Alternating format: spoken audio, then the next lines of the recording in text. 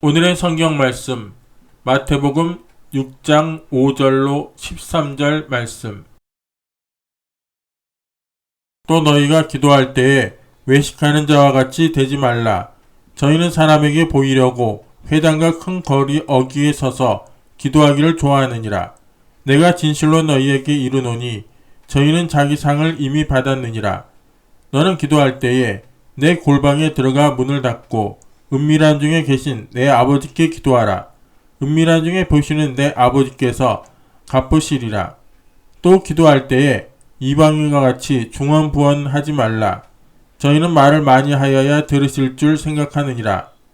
그러므로 저희를 본받지 말라. 구하기 전에 너희에게 있어야 할 것을 하나님 너희 아버지께서 아시느니라. 그러므로 너희는 이렇게 기도하라. 하늘에 계신 우리 아버지여, 이름이 거룩히 여김을 받으시오며 나라에 임하옵시며 뜻이 하늘에서 이룬 것 같이 땅에서도 이루어지리이다. 오늘날 우리에게 일용할 양식을 주옵시고 우리가 우리에게 죄 지은 자를 사하여 준 것 같이 우리 죄를 사하여 주옵시고 우리를 시험에 들게 하지 마옵시고 다만 악에서 구하옵소서. 나라와 권세와 영광이 아버지께 영원히 있사옵나이다. 아멘.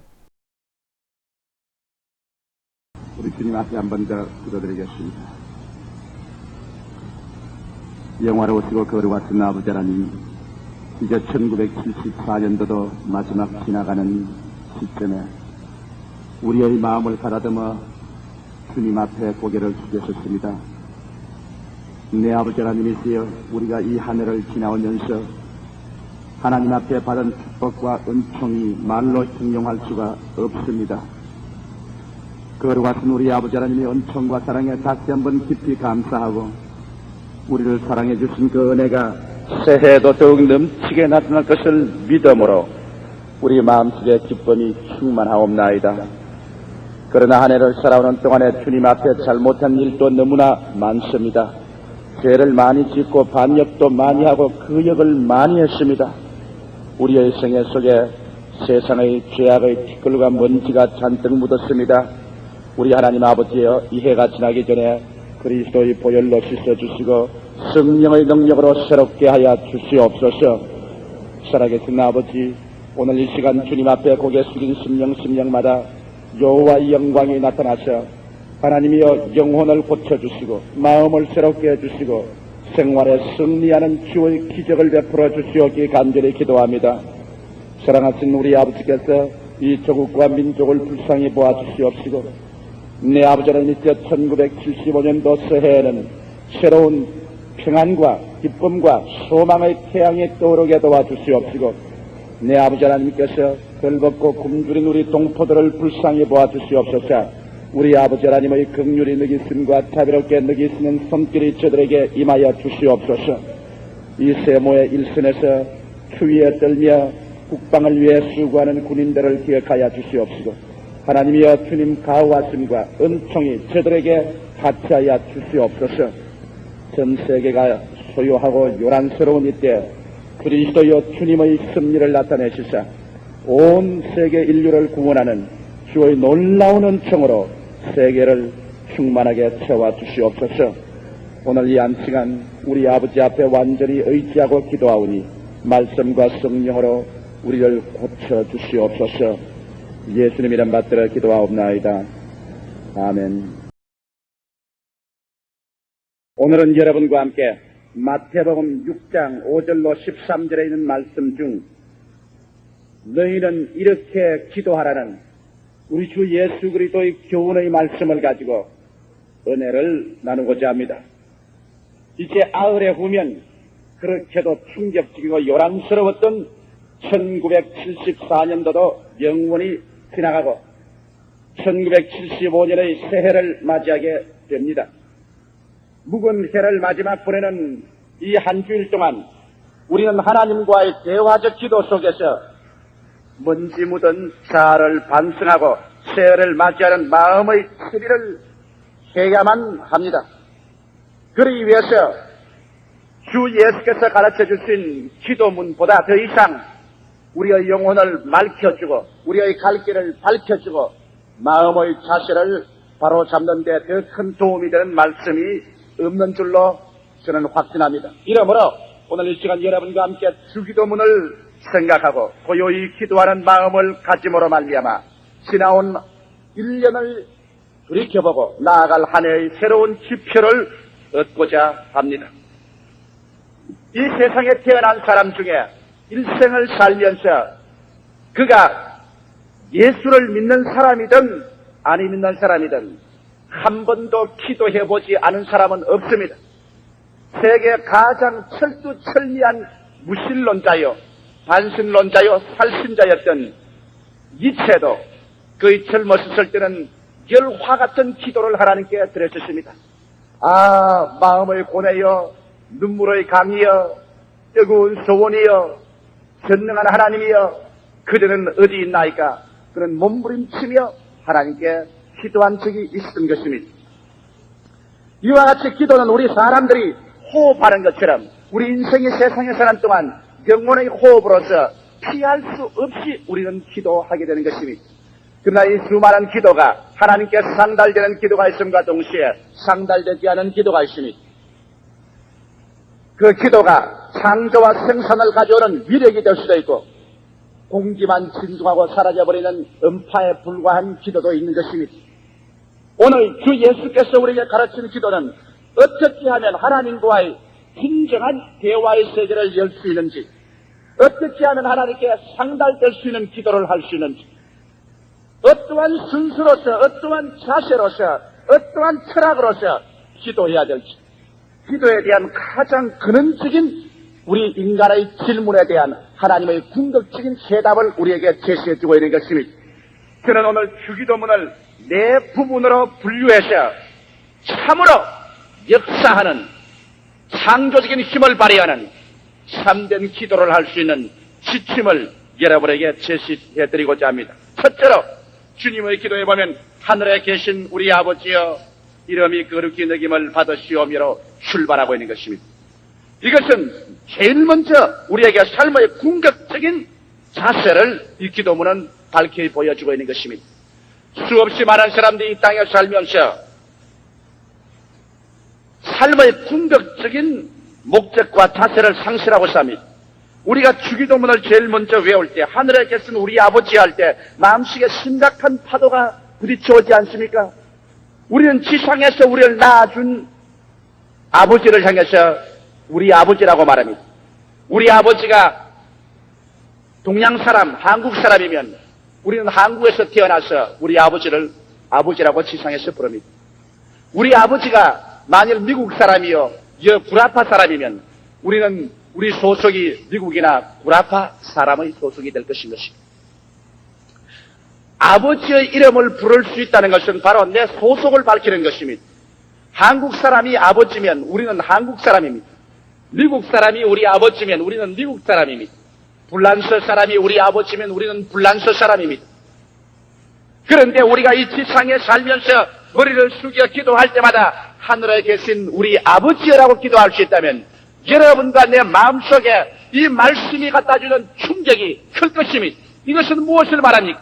우리는 한국 사람도 미국 사람도 불란서 사람도 지상의 어떤 사람도 되기 전에 먼저 우리는 하늘나라 사람이요, 우리는 하늘에 소속된 사람이요, 우리의 영원한 고향과 집이 이 땅에 있지 아니하고 우리의 본적이 하늘에 있으며 우리의 집이 하늘에 있으며 우리는 이 땅을 경연과 나그네와 같이 지나가는 과정에 있는 사람이라는 것을 이 한 구절의 기도문은 우리에게 분명히 가르쳐주고 있는 것입니다.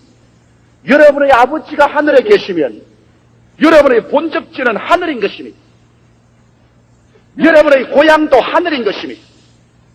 여러분이 가야 될 곳도 하늘인 것입니다. 그러므로 우리의 궁극적인 관심사, 궁극적인 삶의 자세가 하늘나라를 중심으로 해야 되겠다는 것은 말로 다 할 수가 없는 것입니다. 모든 사람들이 고향을 그리워합니다. 또 모든 사람들은 자기가 자란 고향을 한평생 잊을 수가 없습니다. 아마 여러분께서 요사이 많이 연세가 들으셨다 할지라도 종종 꿈을 꿀 때, 여러분 어릴 때 자랄 때 있었던 고향 꿈을 늘 꾸게 될 것입니다.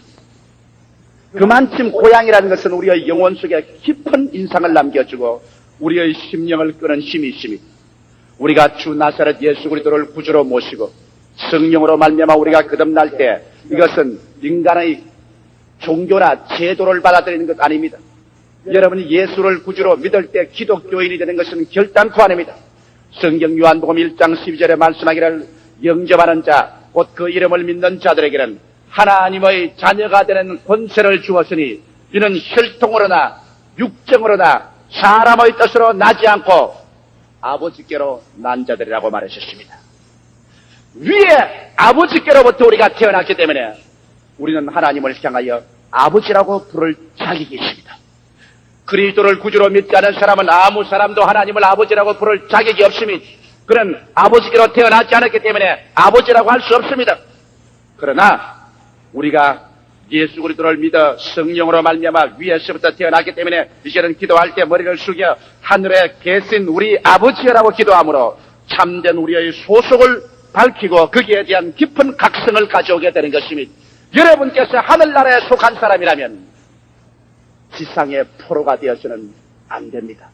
일순간이라도 하루라도 세상에 썩어질 육신의 정욕과 안목의 정욕과 이성의 자랑에 포로가 되어 이 세상에 주저앉는 자녀가 되어서는 안 됩니다. 우리는 이 땅에서 태어나 아버지 계신 본적지를 향해서 매일같이 걸어갑니다. 그렇기 때문에 베드로 같은 사도는 말하기를 우리를 불러 말하여 행인과 나그네 같은 너희들아 그와 같이 말하시죠. 사도 바울 선생은 히브리서에서 이 땅에 우리가 그할 영원한 도성이 없고 우리는 본향을 찾아가는 사람들이라고 말하셨습니다. 예수님께서 친히 이 땅에서 말씀하시기를 내가 너희를 위하여 처소를 예비하러 가노니 가서 처소를 예비하면 다시 와서 나 있는 곳에 너희도 함께 있게 하리라고 말씀하신 것입니다. 이러므로 여러분 우리가 정말 하나님의 응답받는 기도를 하려고 하면 여러분의 궁극적인 관심사, 참된 우리의 소속에 관한 분명한 각성이 있어야만 됩니다. 이 땅에서 잘 먹고 잘 입고 잘 살고 이 땅에서 내 정욕만 누리겠다는 그러한 심사에서 아무리 부르짖어 기도해봤자 그런 소속이 분명하지 않는 국적이 없는 선박과 국적이 없는 비행기처럼 아무에도 기착할 수 없는 것처럼 그 기도는 기착할 곳이 없게 되는 것입니다. 여러분께서 분명한 소속에 대한 깊은 각성으로 말미암아 뭐라고 말해? 어떠한 먼지 투성이 속에 어떠한 진흙구덩이에 빠져도 나의 소속은 하늘에 계신 아버지에게 나는 그 나라로 간다. 그것이 나의 궁극적인 목적이요 관심사요 그것이 내 고향이다. 그리고 내가 이 땅에 사는 모든 것은 그 나라에 가기 동안에 필요한 액세서리에 불과하다. 무엇을 먹을까 무엇을 입을까 무엇을 마실까가 나는 궁극적인 목적이 아니다. 나는 그 나라와 그 일을 먼저 구한다. 그것을 구하면서 사는 동안에 이 땅에 나의 사명을 다하기 위해서 나는 여러 가지 일을 기도한다. 이런 마음의 자세가 이루어지기 전에는 우리의 기도는 힘이 없는 기도가 되고 말 것인 것입니다. 그러므로 여러분께서 기도할 때마다 제일 먼저 출발이 여러분의 참된 소속에 관한 각성을 가져오는 기도입니다. 하늘에 계신 우리 아버지여. 그 다음 나라에 임하옵시며 그렇게 기도문은 계속하고 있습니다. 나라에 임하옵시란 말은 무엇인 것입니까? 우리는 지금 세상 나라에 살고 있는 것입니다. 이 세상 나라는 아담과 하와 이후로 마귀에게 빼앗긴 나라인 것입니다. 원래 하나님께서 이 세상을 아담과 하와에게 주었지만은 아담과 하와가 그 주어진 나라와 영광을 가지고 마귀에게 복종함으로 말미암아 이 세상 모든 부귀와 영광은 악마의 손에 들어가 버리고 말았습니다. 그렇기 때문에 사도 요한은 요한 1서에 그가 말하기를 온 세상은 악한 자에게 속하였다고 말했습니다. 이러므로 이 세상 나라는 지금 완전히 하늘나라가 아닙니다. 이 나라의 정치, 경제, 교육, 문화 모든 제도는 하나님께로부터 관심을 빼앗아 이 세상 세속적인 세계로 이끌어들이려는 악마의 영향력 아래 놓여 있는 것입니다. 오늘날 세상에 있는 어떠한 인간이 세우는 정치, 경제, 교육, 문화, 제도 인간, 일단 그 제도는 모두 다 예수 그리스도에게서 관심을 빼앗아 세속으로 이끌어가려는 제도로 전락해 가고 있는 것입니다. 그리고 무엇이든지 그리스도 예수께로부터 관심을 빼앗아가는 일은 하나님의 성령의 역사가 아니고 악마의 역사인 것입니다. 이것을 우리는 잊지 말아야 되는 것입니다. 그렇기 때문에 우리가 오늘날 이 땅에 하나님께서 살려놓은 근본적인 삶의 사명은 이와 같이 세상의 모든 제도 속에서 그리스도 예수의 영광을 빼앗아가고 이 세상에 속해서 구원의 도리를 얻지 못하게 하는 이 사람들에게 하늘나라를 확장하는 복음 전파의 역사를 나타내는 것이 우리의 근본 사명인 것입니다. 우리는 이 땅에 하나님께서 심어놓은 것은 이 땅에서 전쟁하기 위해서 심어놓은 것입니다. 모든 이 땅에 있는 사람들의 가슴 속에 예수 그리스도의 복음을 전감으로 말미암아 하늘나라를 확장하기 위해서 우리는 살고 있는 것입니다. 이러므로 우리의 기도의 전체는 하나님이여 하늘나라를 이 땅에 임하시게 하옵소서. 이것이 우리의 기도가 되어야 되는 것입니다. 예수님의 제자들이 그리스도가 부활하시고 난 다음 그리스도를 만나서 주여 주께서 하늘나라를 이스라엘을 세울 때가 있겠니까 말할 때 그 때와 그 시는 너희가 알 바가 아니요 너희는 연날이 못되어 하나님께로부터 성령의 은혜를 받으리라고 말하십니다. 그리고 예루살렘과 온 유대와 사마리아와 땅끝까지 이르러 내 증인이 되라고 말하셨습니다. 제자들은 당장 하늘나라를 이 땅에 세워달라고 말할 때 예수께서 대답하신 것은 그 하늘나라가 이루어지는 길이 바로 너희가 성령의 능력으로 말미암아 땅끝까지 가서 그리스도의 복음을 전파하여 사람들의 심령 속에 하늘나라가 임하게 하는 이것이 바로 그리스도의 나라를 임하게 하는 길이라는 것을 말씀해 주은 것입니다.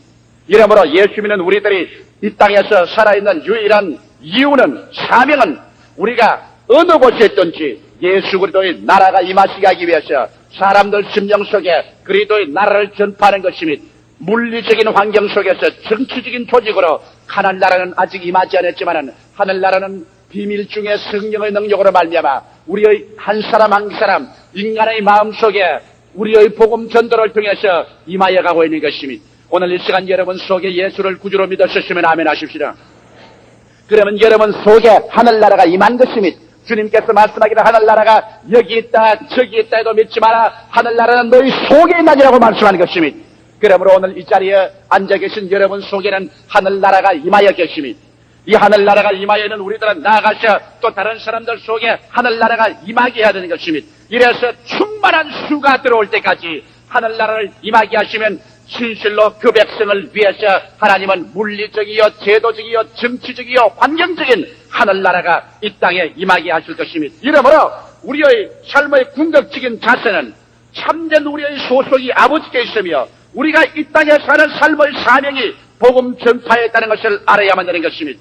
그 다음 기도는 나아가서 말하기를 뜻이 하늘에서 이룬 것 같이 땅에서도 이루어지이다. 이와 같이 말했습니다. 왜 우리의 궁극적인 삶의 자세 속에 하나님의 뜻이 하늘에서 이루어진 것처럼 이 땅이 이루어지이다고 기도해야만 되는 것입니다. 먼저 하나님께서 이 땅을 엿새 만에 지으시고 이래 만에 쉬셨을 때는 이 땅에 아버지의 뜻이 이루어지셨습니다. 하나님이 지으신 이 땅과 에덴에는 상함도 없고 해함도 없었습니다. 죄나 질병이나 죽음의 고통이나 가난이나 저주나 추악이 있을 수가 없습니다. 왜? 성경에 보니 하나님께서 지으신 만물을 보시고 지극히 좋았더라고 하나님께서는 7번 반복해서 말씀하셨습니다. 하나님 보시기에 지극히 좋았었으면 하나님이 만드신 모든 세계가 완전히 아버지의 뜻이 이루어진 것입니다. 그러나 거기에 하나님의 뜻을 반역하는 요소가 들어왔었습니다. 사탄이 에덴에 와서 아담의 마음속에 하나님의 뜻을 반역할 생각을 집어넣었습니다. 그래서 아담이 마귀의 말에 귀를 기울여 마귀의 반역적인 뜻을 받아서 하나님의 뜻에 반역했습니다. 선악과를 따먹은 것은 하나님의 뜻에 대한 정면적인 거부요 도전이었습니다. 그때로부터 시작해서 오늘 이 땅은 마귀와 사람이 연합해서 하나님의 뜻을 반역하는 일을 계속했었습니다. 그래서 하나님의 뜻은 이 땅에서 거부되어버리고 말한 것입니다. 오늘날 인간이 세운 모든 정치, 경제, 교육, 문화, 삶, 제도 전체 속에 하나님의 뜻이 전면적으로 거부되고 그 결과로 말미암아 마귀의 도적질하고 죽이고 멸망시키는 파괴가 인류 역사 가운데 줄기차게 넘쳐왔었습니다. 이 가운데서 사람들은 피를 흘리며 울며 몸부림치며 괴로워했었던 것입니다. 유명한 철인 에라스무스 같은 사람은 전쟁은 짐승들이나 할 일이라고 했지만은, 그러나 오늘날 인간은 끊임없는 전쟁을 하고 있는 것입니다. 인류 역사 6천여 년 동안에 평화의 해수는 300년도 채 되지 못합니다. 이와 같은 비극은 바로 이 땅에 하나님의 뜻을 반역하고 정면으로 거부해버리고 인간이 마귀와 짝을 해서 이 세상을 살아왔다는 증거를 제시해주고 있는 것입니다. 그러므로 오늘날 우리가 하는 기도는 하나님이여 내 뜻대로 마음쓰고 아버지 뜻대로 하옵소서 하는 예수 그리스도의 기도가 되어야 하는 것입니다. 여러분, 예수 그리스도께서 마지막 겟세마네 동산에서 하나님 앞에 엎드려 기도한 그 기도가 바로 주기도문에서 가르친 그 기도인 것입니다. 뜻이 하늘에서 이루어진 것처럼 이 땅에서 이루어지이다. 그리스도 예수는 당신의 뜻대로 하면 죽기를 원치 않았었습니다. 그러나 아버지의 뜻은 예수 그리스도께서 오셔서 마귀의 뱀에 빠져 망쳐놓은 인생의 모든 죄악과 저주와 절망과 추악과 죽음을 그리스도가 대신 감당하지 않고는 이것을 청산할 수 없다는 것이 아버지의 뜻이었습니다. 그리스도가 아버지의 뜻에 부딪혔을 때 그리스도는 아버지의 뜻을 거역할 수도 있고 이것을 반역해버릴 수 있지만은 그리스도는 엎드려 말하기를 내 뜻대로 마옵시고 아버지의 뜻대로 하시옵소서. 아버지의 뜻을 그 그릇 속에 받아들였습니다. 그럼 자기의 생애 속에 아버지의 뜻을 받아들이고 자기의 생애를 아버지의 뜻에 굴복하자 말자 아버지는 예수 그리스도라는 그릇 속에 이 세상에 인류가 저지르는 모든 죄악을 다 주워 담고 모든 불의와 추악과 저주와 절망과 죽음과 질병을 다 예수의 그릇에 주워 담아 십자가에 얹어놓고 창세 이후로 가장 무서운 아버지의 분노와 심판으로 그 그릇을 쳐버리고 말한 것입니다. 예수님이야말로 바로 그 그릇 속에 여러분의 저주를 담은 사람입니다. 여러분의 죄악을 담당한 사람입니다. 그는 우리의 불의와 추악을 걸머졌습니다. 이러므로 그리스도 오시기 벌써 600여 년 전에 이사야는 이 사실을 보고 성령으로 말미암아 예언해서 말하기를 제가 찔리면 우리 허물을 남이요 제가 상하면 우리 죄악을 남이라 제가 징계를 받음으로 우리가 평화를 누리고 제가 채찍에 맞음으로 우리가 나음을 입었도다. 우리는 다 그렇게 하여 어린 양같이 각기 제 길로 갔거늘 여호와께서는 우리 무리의 죄악을 그에게 담당시켰다고 말하셨습니다. 그러므로 예수께서 우리의 모든 죄를 하나님의 뜻을 통해서 다 걸머주실 때는 사람의 모습이 되지 않고 뱀의 모습이 되셨습니다. 예수께서 친히 요한복음에 말씀하기를 모세가 광야에서 뱀을 든 것 같이 인자도 들려야 하리라고 말한 것입니다. 자기의 십자가에 못 박힌 모습을 뱀에 비유하는 것입니다. 뱀이란 사탄인 것입니다. 사탄이란 하나님의 뜻을 거역하고 반역한 것입니다. 얼마나 하나님의 뜻을 거역하고 반역한 죄악을 다 덜머졌던지 예수님이 아버지 앞에 심판을 받을 때 마귀가 심판을 받듯이 죄인이 심판을 받듯이 처참한 심판을 받으셨습니다. 성경 어느 곳을 보아도 예수께서 하나님을 하나님이라 부른 곳이 없습니다. 아버지 하나님이라고 불렀지. 언제나 아버지라는 다정한 칭호가 있었는데 예수께서 아버지란 이름을 부를 고난을 빼앗긴 곳이 있습니다. 그가 십자가에 못 박히셨을 때는 하나님은 아버지가 아니었습니다. 엄미한 심판주였습니다. 그렇기 때문에 예수께서 십자가에서 기도는 하나님이여 하나님이여 어찌하여 나를 버리시나이까 그런 아버지라고 부를 권리조차 빼앗겨버리고 말한 것입니다.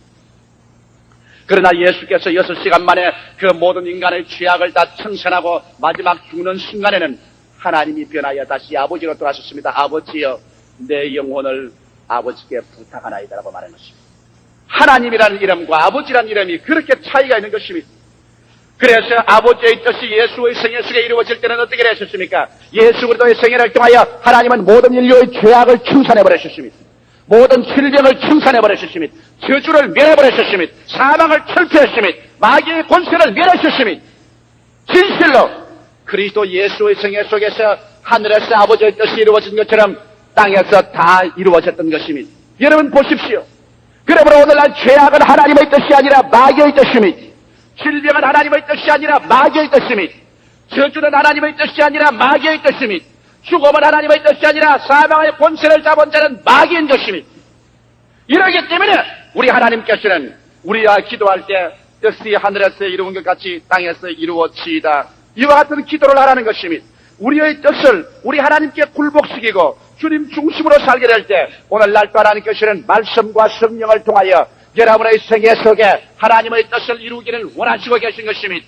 예수의 일생을 보십시오. 그리스도께서 3년 반 동안 공생애를 사는 동안에 아버지의 뜻이 이루어진 장면을 보기를 원합니까? 그리스도는 가는 곳마다 죄악을 파괴했습니다. 그리스도의 모든 생애는 아버지의 뜻이 나타난 생애였는데 그런 죄를 미워하셨습니다. 죄를 용서하셨습니다. 죄가 그리스도 앞에 서지 못하게 하셨습니다. 그러나 그런 죄인을 불쌍히 여기고 사랑해서 건져주고 용서해 주었습니다. 그리스도와 어느 곳에 가더라도 여러분 병을 내버려 둔 거 보았습니까? 그리스도는 바로 아버지의 뜻이 나타난 분이었는데 그런 가는 곳마다 사람을 고통을 주고 찢고 죽이는 질병을 대적했습니다. 주님은 가는 곳마다 안전뱅이, 줄눈발이, 기머거리, 벙어리, 장님들을 고쳐주었던 것입니다. 주께서 병을 미워하셨습니다. 아버지의 뜻은 병을 가져오는 것이 아버지의 뜻이 아닙니다. 그런 병자를 불쌍히 여기서 고쳐주는 것입니다.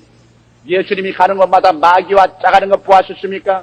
마귀는 가는 곳마다 그리스도에게 대적해서 일어났고 그리스도는 가는 곳마다 마귀를 내어 쫓아 그 묶음에서 사람들을 자유롭게 해준 것입니다. 아버지의 뜻은 마귀의 모든 파괴적인 억압에서 여러분을 자유케 하는 것이 어떠신 것을 보여주셨습니다. 예수께서 장례식 치르는 것 보았습니까? 예수님은 가는 곳마다 죽은 자를 살려버렸지 주님께서 장례식을 치른 적은 한 번도 없습니다. 성경 전체를 살펴봐도 예수께서 장례식 설교를 한 적은 없습니다. 왜? 아버지의 뜻은 사망에 있지 않고 생명에 있습니다. 지금은 아직 하나님의 때가 이르지 아니하였으므로 우리가 매일같이 아버지의 뜻이 하늘에서 이루어지신 것처럼 이 땅에 이루어지려고 기도하고 주님을 중심으로 살게 될 때 성령으로 말미암아 하나님의 뜻이 우리의 개인의 생애 속에 천 열매로 이루어질 것입니다만 그날에 주께서 호령과 천사장의 고함과 하나님의 나팔로 진열로 쫓아 강림하실 때 주 안에서 죽은 자들이 먼저 일어나고 살아남은 우리들이 변화되어 공중으로 끌려 올라갈 때 그래서 하나님께서 만물을 새롭게 하여 새 하늘과 새 땅을 지으시고 새 예루살렘이 임하게 하실 때 그때는 이 땅에 하나님의 뜻이 온전히 이루어질 때인 것입니다. 그날에는 눈물과 근심과 탄식과 죽음과 아픈 것이나 곡하는 것이나 이별하는 것이 없을 것입니다. 여러분, 이 완전한 아버지의 뜻이 이루어진 세계 속에 들어가서 다시는 늙지 아니하고 젊지 아니하고 예수 그리스도의 모습을 닮아서 저주가 사라진 세상, 죽음과 이별이 없는 세상, 미움과 전쟁이 없는 세상, 배고픔과 슬픔이 없는 세상에 영원토록 살 것을 한번 생각해 보십시오.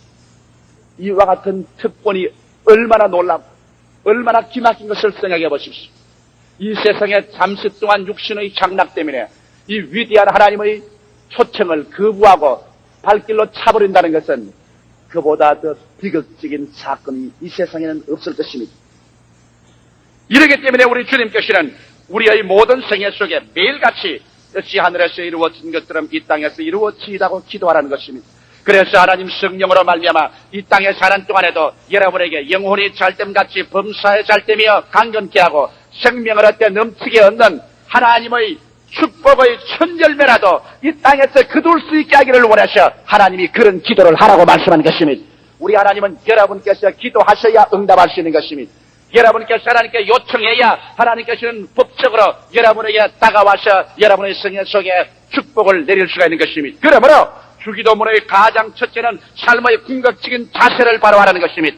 하늘에 계신 우리 아버지여, 이름이 거룩히 느낌을 받으시오며 나라의 임하옵시며 뜻이 하늘에서 이루어진 것 같이 땅에서 이루어지어다. 이와 같은 기도를 통해서 하늘에 우리가 속한 사실을 분명히 알고 이 땅에서 행인과 나그네와 지나가는 우리 것을 알고 이 땅에 정욕에 묶이지 말라는 것과 우리의 삶의 사명이 복음을 전파하여 나라에 임하게 하는 사명을 가지고 있으며 우리의 매일매일의 생활은 우리의 뜻을 하나님께 내어 맡기고 굴복하고 그 발 앞에 엎드림으로 하나님의 영광이 나타나셔 우리가 영원히 잘됨같이 범사에 잘되며 강건하고 생명을 얻되 넘치게 얻어 하나님의 영광과 축복을 사람들에게 나누어 줄 수 있는 이러한 상황에 들어가기를 원하시는 것입니다.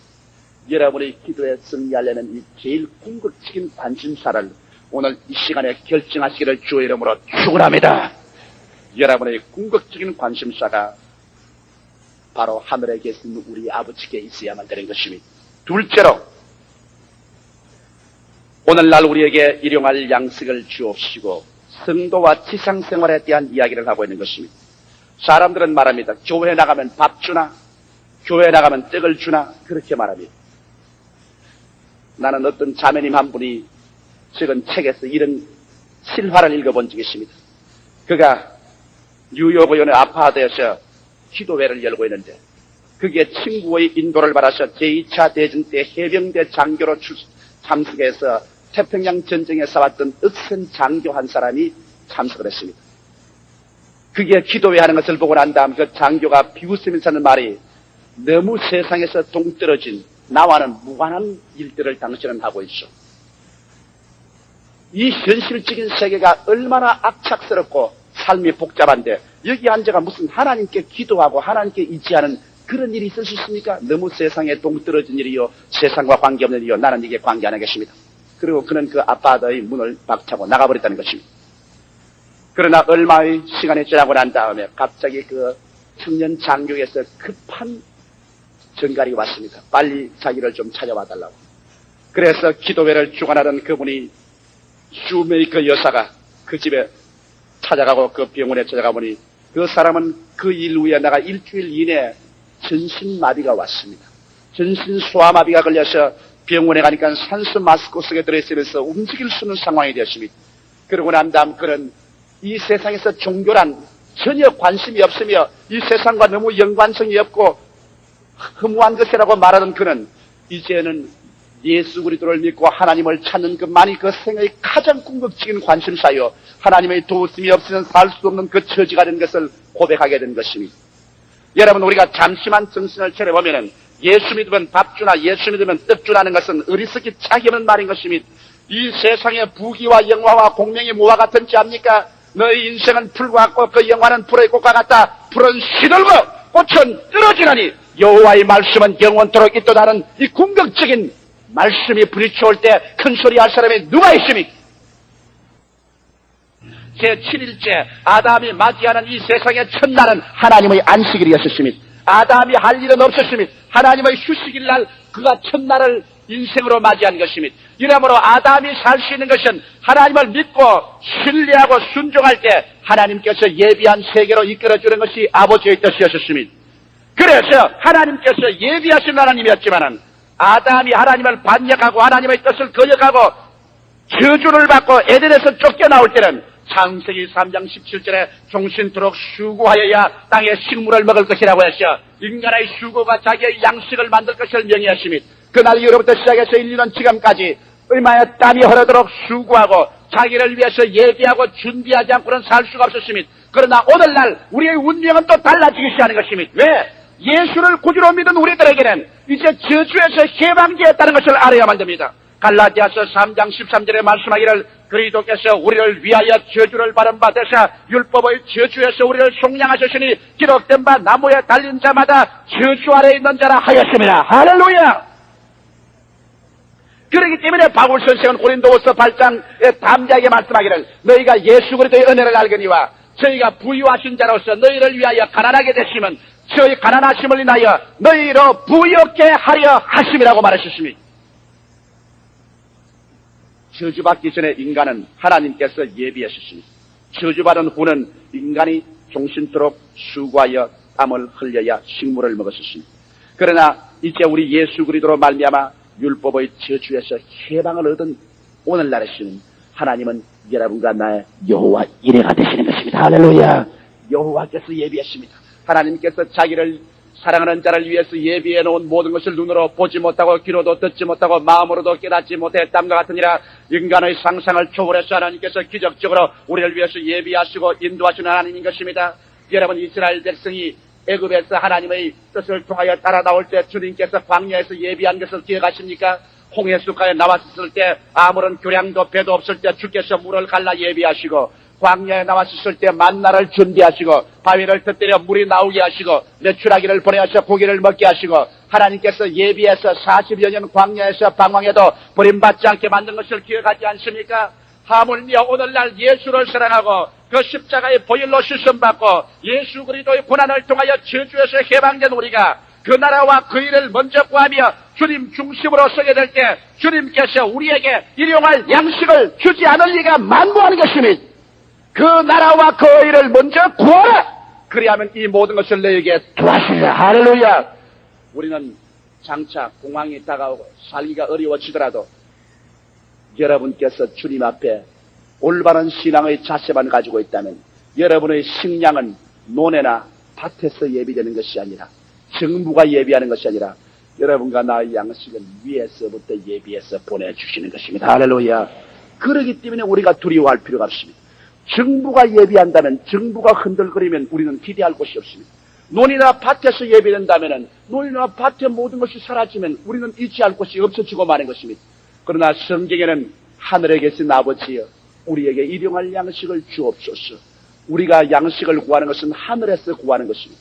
그리고 아버지는 우리의 양식이 있는 것을 압니다. 여러분 엘리야를 보지요. 엘리야가 이스라엘에 3년 6개월 동안 기근이 들었을 때 그리 시내가에 가서 앉아 있었습니다. 그리 시내가에 앉았을 때 아침 저녁으로 까마귀가 양식을 들고 왔습니다. 고기와 떡을 가지고 와서 먹였었습니다. 여러분 남짐승 중에 까마귀보다 더 욕심이 많은 게 없는데 까마귀가 고기를 물고 와서 엘리야에게 갖다 주고 떡을 물고 와서 엘리야에게 줬다면 이거 진짜 기적인 겁니다. 여러분 비둘기가 아니고 까마귀입니다.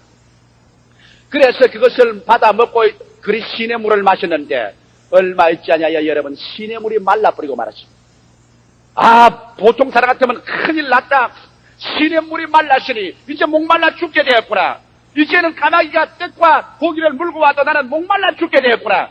탄식할 것입니다. 그러나 하나님 보십시오. 그리 시냇물이 가뭄으로 말라서 마실 물이 없게 되자마자 하나님께서는 엘리야에게 말하기를 엘리야야 이 자리는 끝났다. 이제는 사렙다의 과부에게로 가라. 내가 그를 명해서 너를 위하여 예비하겠다고 말한 것입니다.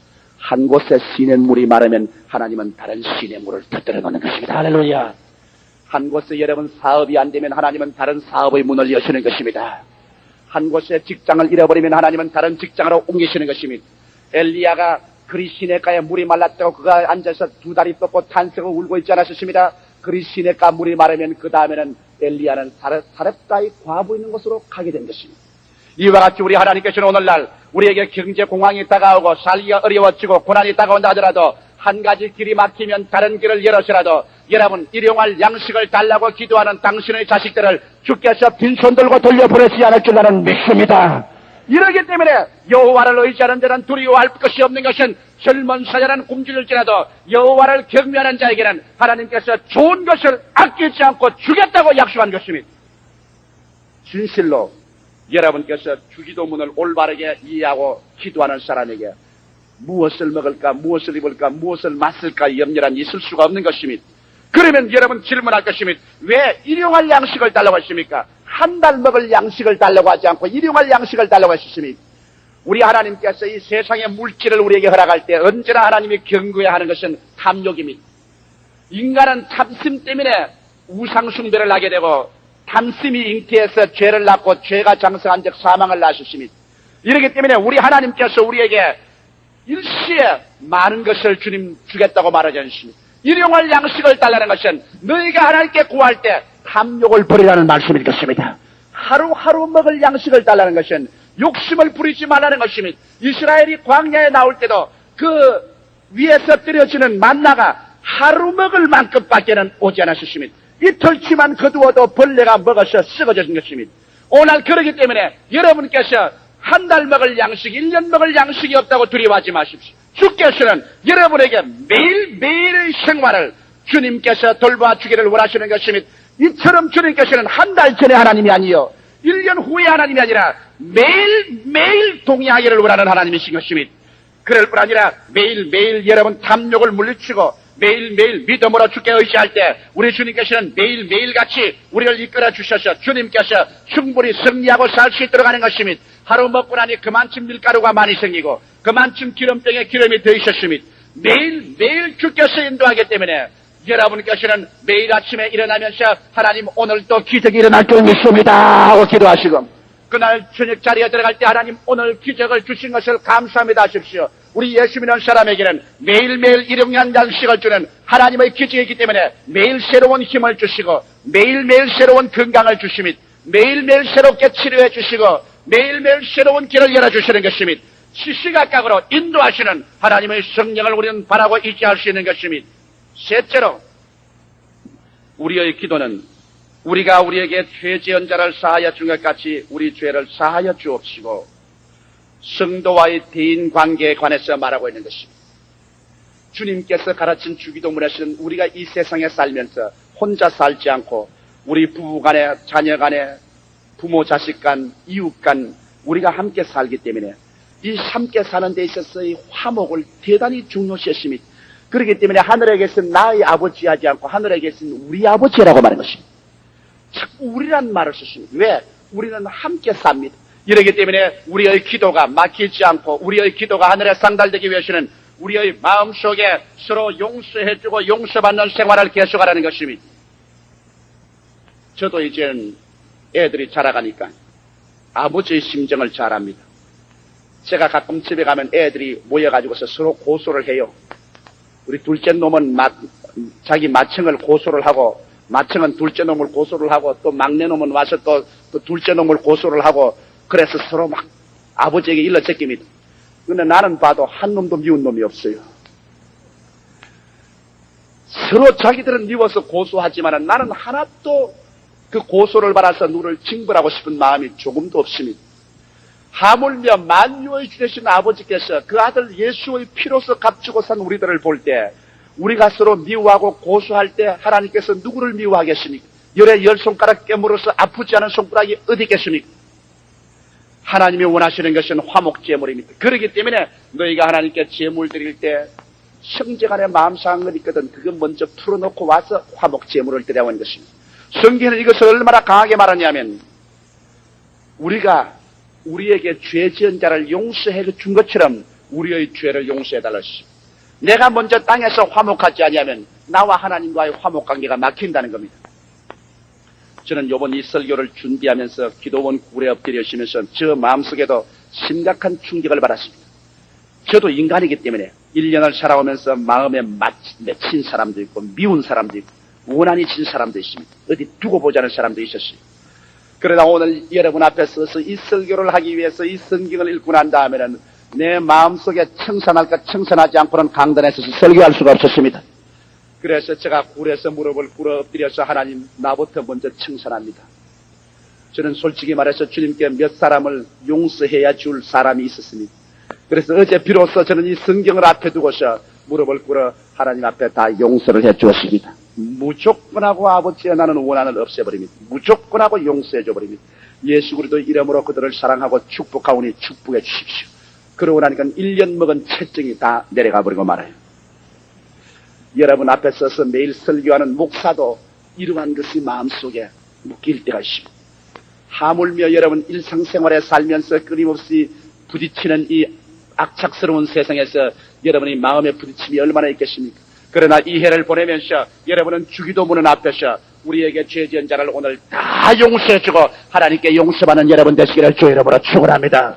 우리 아버지와 우리와의 교제는 먼저 용서해 줌으로 말미암아 하나님과 우리의 사이가 열린다는 것을 주님께서 말씀해주고 있는 것입니다. 그리고 네 번째로 주기도문의 마지막 장면에서 주님이 경고한 것은 성도와 흑암의 권세에 대한 것입니다. 우리를 시험에 들게 하지 마옵시고 다만 악에서 구하옵소서. 오늘날 사람들은 말합니다. 귀신이 어디 있으며 마귀가 어디 있냐고 말합니다. 그러나 예수 그리스도는 이 땅에 오실 때 제일 첫 사역할 때부터 그런 광야에 들어가서 마귀에게 시험을 받았습니다. 주의 일생의 모든 목표는 끊임없이 마귀의 도전을 받았습니다. 예수께서 제 아들에게 기도를 가르칠 때 주님께서 마지막 기도에는 언제나 우리를 시험에 들지 말게 하시며 다만 악에서 구해달라고 말한 것입니다. 그렇기 때문에 우리의 일상생활에 우리는 우리를 도적질하고 죽이고 멸망시키기 위해서 우리를 노리고 있는 마귀가 있다는 것을 잊지 말아야만 되는 것입니다. 여기에 주님께서 우리를 시험에 들지 말게 하라는 것은 시험이란 단어는 두 가지 단어가 있습니다. 헬라어로 도키마조라는 단어가 있고 페이라조라는 단어가 있습니다. 도키마조라는 시험이 있고 페이라조라는 시험이 있습니다. 도키마조는 절대로 마귀가 시험하는 단어에는 도키마조를 쓴 적이 없습니다. 왜? 도키마조라는 것은 우리에게 더 큰 축복을 주기 위해서 하나님이 인정해 주기 위해서 시험을 치는 것은 도키마조입니다. 이것은 우리를 영적으로 더 낫게 하기 위해서 생활에 더 축복을 해주기 위해서 주님께서 우리를 인정하기 위하여 시험을 통과하게 하는 이것은 도키마조입니다. 이것은 우리를 파멸할 시험이 아닙니다. 그러나 성경에 거의 대다수로 마귀가 우리를 시험하는 헬라 원어단어는 도키마조가 아니고 페이라조입니다. 페이라조는 우리의 약점을 발견하기 위해서 시험하는 것입니다. 우리를 인정하기 위해서 시험하는 거라고, 우리에게 무슨 약점이 있는가, 약점을 발견하기 위해서 시험을 해서 약점이 발견하면 달라들어서 그걸 가지고서 물고 찢고 도적질하고 죽이는 것은 페이라조인 것입니다. 이 성경에 우리를 시험에 들지 말라는 것은 우리의 약점을 발견하여 우리를 짓밟고 우리를 찢어버리는 마귀의 페이라조를 말하는 것입니다. 오늘날 여러분, 우리는 약점이 많습니다. 그렇기 때문에 이 약점을 마귀가 타고서 우리를 얽어매서 우리를 파괴할 수 있습니다. 매일같이 기도할 때 하나님이여 우리를 시험에 들지 말게 하옵소서. 우리의 약점이 마귀에게 발견이 되어서 이로 말미암아 얽히고 썩혀 찢기는 일이 없게 해달라고 기도하라고 성경은 말하고 있는 것입니다.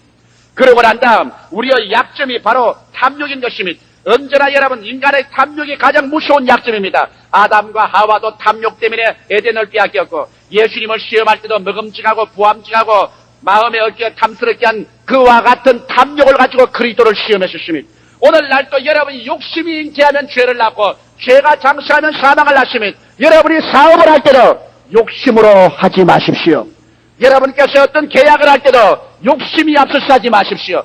욕심이 잉태하면 죄와 사망이 다가오는 것입니다. 욕심하지 말고 평상심 시도로 마음의 평상심을 가지고 하나님의 영광을 위해서 욕심 없이 하는 일은 파멸되지 않냐는 것입니다. 그렇기 때문에 주께서 우리에게 기도를, 하나님이여 우리에게 약점을 발견하여 파멸시키는 이와 같은 시험에 들지 말게 하옵소서. 매일 기도하라는 것입니다. 마귀는 이 약점을 찾기 위하여 매일 노리게 되는 것입니다. 그리고 다만 악에서 구하옵소서. 이 말은 헬라 원어로는 다만 마귀에게서, 악한 자에게서 구하옵소서 하는 것입니다. 마귀가 우리의 약점을 발견하여 잡히기만 하면 도적질하고 죽이고 멸망시키려 하기 때문에 매일같이 우리 기도가 끝마칠 때는 아버지여 약점에서 우리를 보호하여 주시옵시고 마귀의 손에 잡혀서 파멸되지 않게 하여 주시옵소서. 이 기도를 매일같이 하는 것입니다.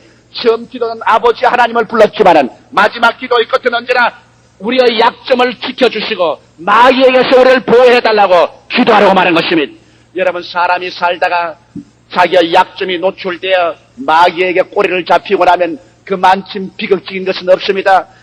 마귀에게 끌려당기며 체민 상실 다하고 온갖 마음의 고통과 괴로움은 도저히 보상할 수 없을 만한 슬픔을 당합니다. 마귀는 일단 사람을 낚시에 걸었다고 말하면 온 입술과 혀가 다 찢어지도록 그를 잡아 당기는 것입니다.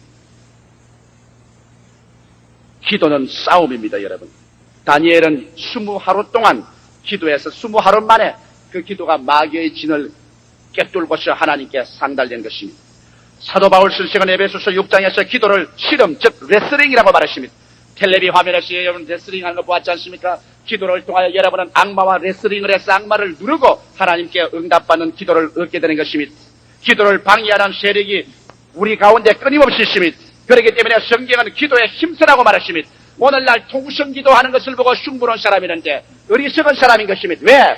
그가 여러분 통성기도를 못한다는 것은 그만큼 마귀에게 눌려있다는 증거인 것입니다. 여러분께서 통성으로 기도해서 기도가 넘쳐나오는 것은 그만큼 벌써 마귀의 진을 꿰뚫고 있다는 증거인 것입니다. 오늘날 교회가 기도할 때 고요하고 잠잠하면 그 교회 자체가 영적으로 마귀에게 눌려있는 것입니다. 그러나 여러분께서 그 마귀의 진을 해치고 나면은 여러분의 기도가 폭포처럼 솟아오르게 되는 것입니다. 이렇기 때문에 성경은 말하기를 너희는 여호와께 부르짖으라고 말했었습니다. 그리하면 제가 응답하겠다고 말씀하셨습니다. 이러기 때문에 우리 교회는 제가 통성기도를 시킵니다. 통성기도하기를 원합니다. 여러분 제일 처음 통성기도하려고 할 때 얼마나 힘이 든지 압니까? 무서운 영적인 압력이 와서 내 기도문이 열리지 않고 입이 들어붙는 것입니다. 그러나 성령의 능력으로 이 악의 세력을 물리치고 나면은 기도문이 열리기 시작하는 것입니다. 오늘 예수 그리스도의 우리에게 가르친 기도는 우리 삶의 근본적인 자세와 우리 생활의 철학을 보여준 것입니다. 저는 이것을 총정리해서 말씀해드리고 오늘 설교를 끝마치겠습니다. 여러분께서 정말 하늘을 영광스럽게 정리하고 여러분 새해를 맞이할 마음의 자세를 얻기 위해서 첫째로 삶의 궁극적인 자세를 올바르게 정리하십시오. 여러분은 바로 하늘에 계신 우리 아버지의 자식이긴 만큼 여러분의 본적지와 목적은 하늘입니다. 이 땅은 행인과 나그네입니다. 나라의 임하옵심이라고 기도할 때 여러분은 이 땅에 사는 동안 복음을 증가하고 하나님 나라를 임하게 하는 일을 위해서 보내심을 받은 대사요 사자들인 것입니다. 그리고 매일매일 같이 뜻이 하늘에서 이룬 것 같이 땅에서 이루어지게끔 마음과 몸을 바침으로 하나님의 기적이 일어나셔 새로운 에덴이 여러분의 영혼 속에 창설되고 생활에 일어나야 되겠을 것입니다.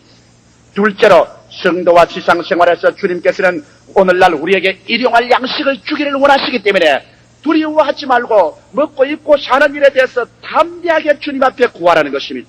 세 번째로 성도와 대인관계에서 여러분은 항상 성도를 서로 용서해 준 것처럼 용서를 받고 하나님과 화목관계에 있을 것을 말해주는 것입니다. 그리고 네 번째로 성도와 흑암의 권세의 관계에서 우리는 매일매일 같이 우리의 약점을 하나님께서 붙들어 주시고 마귀의 손에 떨어지지 않도록 해달라는 기도와 간구를 주님께 드리라는 것입니다.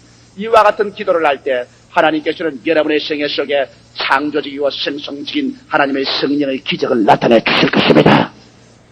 다 같이 고개 숙여 기도하십시다. 살아계시고 거룩하신 아버지 하나님, 이제 우리는 일에 아흘에 후면 그렇게도 충격적이고 요란스러웠던 1974년도도 보내고 1975년의 새해를 맞이하게 되옵니다. 나의 거룩하신 아버지, 묵은 해를 마지막 보내는 이 한 주일 동안에 우리 기도하게 만들어 주시옵소서. 때 묻은 먼지투성이의 우리 인간을 다시 재정비하게 도와주시옵시고, 무엇에 우리가 잘못하고 실패한 것을 깨달아 회개하게 도와주시옵시고, 1975년도는 살아갈 때 주님께서 가르친 기도문 속에서 우리 자신을 새롭게 정비하게 도와주시옵소서. 우리의 자신을 새로운 자세 속에 세우게 하여 주시옵소서. 진실로 그 나라와 그 일을 먼저 구하며 믿음의 생활을 하며 악마를 이기는 승리의 생활한 우리 성도들 다 되게 하여 주시옵소서. 예수 그리스도 이름으로 축원하고 기도하옵나이다. 아멘. 우리 합심해서 주님 앞에 기도드리겠습니다.